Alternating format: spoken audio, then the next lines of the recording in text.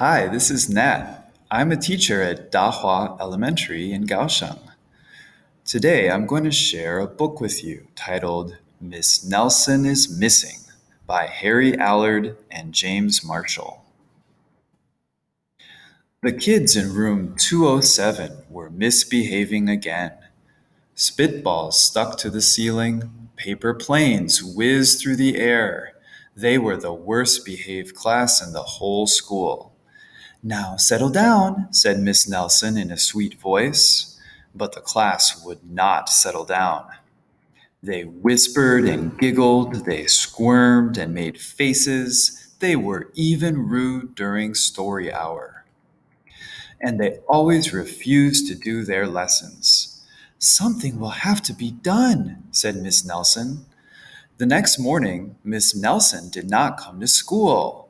Wow, yelled the kids. Now we can really act up. They began to make more spitballs and paper planes. Today, let's just be terrible, they said. Not so fast, hissed an unpleasant voice. A woman in an ugly black dress stood before them. I am your new teacher, Miss Viola Swamp.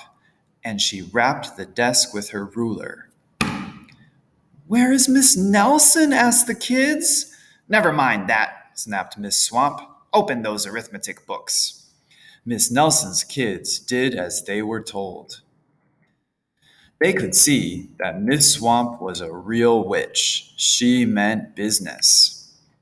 Right away, she put them to work, and she loaded them down with homework. We'll have no story hour today, said Miss Swamp. Keep your mouth shut, said Miss Swamp. Sit perfectly still, said Miss Swamp. And if you misbehave, you'll be sorry, said Miss Swamp. The kids in room 207 had never worked so hard. Days went by, and there was no sign of Miss Nelson. The kids missed Miss Nelson. Maybe we should try to find her, they said. Some of them went to the police. Detective McSmog was assigned to the case. He listened to their story. He scratched his chin. He said. I think Miss Nelson is missing. Detective McSnog would not be much help. Other kids went to Miss Nelson's house. The shades were tightly drawn and no one answered the door. In fact, the only person they did see was the wicked Miss Viola Swamp coming up the street. If she sees us, she'll give us more homework. They got away just in time. Maybe something terrible happened to Miss Nelson. Maybe she was gobbled up by a shark, said one of the kids. But that didn't seem likely. Maybe Miss Nelson went to Mars, said another kid. But that didn't seem likely either. I know, exclaimed one know-it-all. Maybe Miss Nelson was carried off by a swarm of angry butterflies. But that was the least likely of all. The kids in room 207 became very discouraged.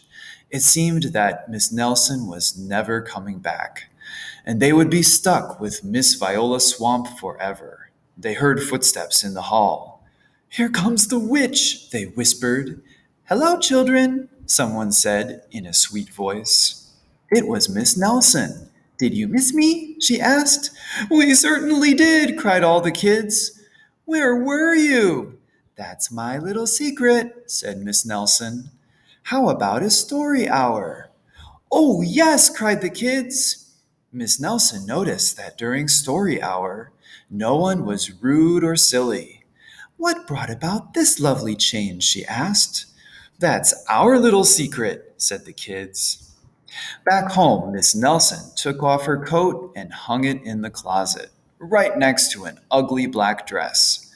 When it was time for bed, she sang a little song.